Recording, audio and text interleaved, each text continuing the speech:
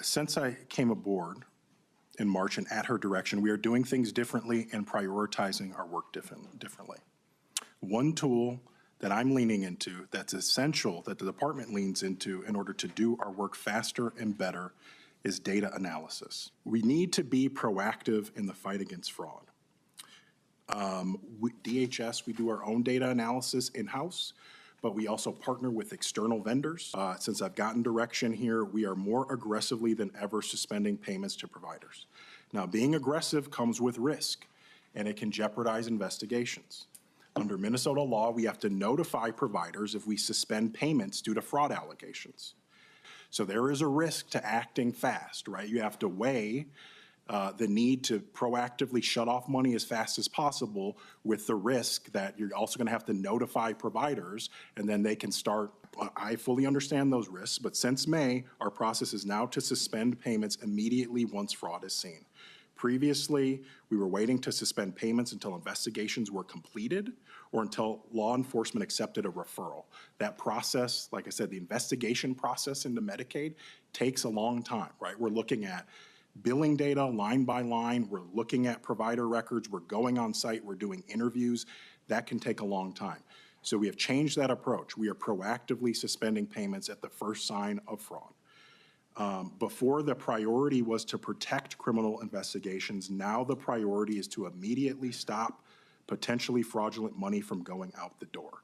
There is risk there, but I think it is the right approach to immediately stop money and not have these investigations play out. This might be the 5th time I've said this, but we need better business technology solutions and upgrade. We really need to modernize our program integrity technology. I also think the legislature should look into strengthening our payment withhold authority. It is a tool, like I've said, that I am leaning into to shut off money at the soonest sign of fraud. I think we also need to look at expanding our authority to potentially suspend payments. We also just need to do more auditing and data mining and closely reviewing data to enhance our internal controls. And I didn't hear from you today, nor do I have any level of confidence based upon the reporting from the media. You talk about data analytics, but there is no evidence that you're applying the same principles that are happening with HSS into other Medicaid-funded programs. And I'm really concerned with that, especially when earlier today you said straight into the camera, Inspector General, you said payments will be stopped for those suspected of fraud. And then later in your remarks came back and said, I don't have the payment withhold authority. You said that. That's my concern today. My staff is operating out of Excel spreadsheets that we're sharing through Outlook email systems.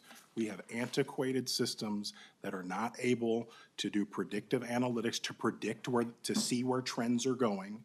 We are having staff having to pull the data and look at it. We need systems to automate that. I mean, staff time and resources are limited, right? We have a limited amount of people working on this. To the extent we can automate our systems and modernize our technology, that's where we need to go.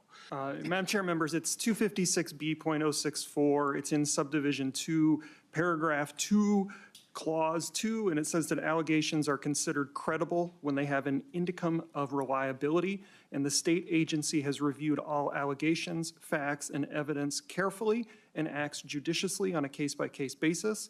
Credible allegation of fraud is an allegation which has been verified by the state from any source, including but not limited to fraud hotline complaints, claims data mining, and patterns identified through provider audits, civil false claims cases, and law enforcement investigations.